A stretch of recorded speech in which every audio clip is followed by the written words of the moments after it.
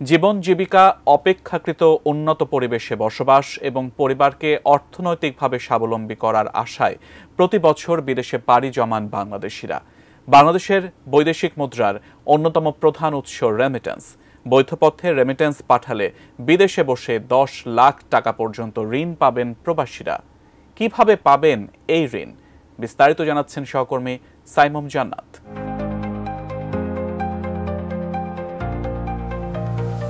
সর্বশেষ তথ্য অনুযায়ী বিশ্বের বিভিন্ন দেশে বাংলাদেশি কর্মী সংখ্যা 1,55,13,460 জন। এই বিশাল প্রবাসী জনগোষ্ঠীর পাঠানো রেমিটেন্স দেশের অর্থনীতিতে রাখছে গুরুত্বপূর্ণ ভূমিকা। বিদেশে বসে প্রবাসী কর্মীরা যেন স্বজনদের বিপদে আপদে পাশে দাঁড়াতে পারেন, সেজন্য বাংলাদেশের বাণিজ্যিক ব্যাংকগুলো প্রবাসীদের 10 লাখ টাকা পর্যন্ত ঋণ দেবে। এ নিয়ে একটি পরিপত্র জারি করেছে বাংলাদেশ ব্যাংক। সেখানে জানানো হয় দেশে তাদের মনোনীত ব্যক্তি বা স্বজনেরা এই ঋণের টাকা গ্রহণ করতে পারবেন। পরিপত্রে প্রবাসীদের আর্থিক ভিত্তি প্রসারিত করতে ব্যাংকগুলোকে ঋণ দেওয়ার নির্দেশ দিয়েছে বাংলাদেশ ব্যাংক।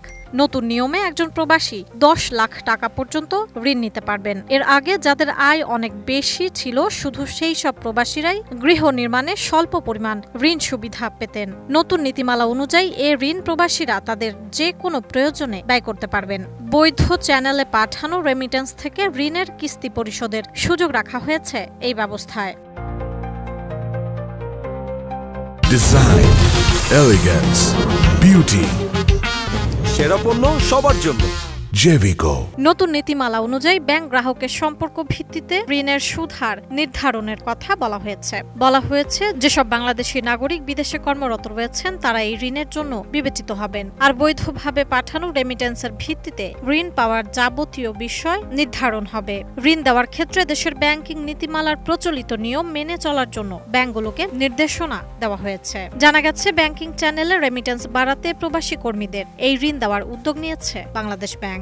বাংলাদেশ ব্যাংকের বৈদেশিক মুদ্রানীতি বিভাগ থেকে এ সংক্রান্ত পরিপত্র জারি করা হয়েছে। সম্প্রতি বাংলাদেশ ব্যাংক প্রকাশিত এক তথ্যে দেখা যায় 2024-2025 অর্থ বছরের সেপ্টেম্বরে বিশ্বের বিভিন্ন দেশে অবস্থানকারী প্রবাসীরা ব্যাংকিং চ্যানেলে 240,48 লাখ বা $2.40 বিলিয়ন দেশে পাঠিয়েছেন।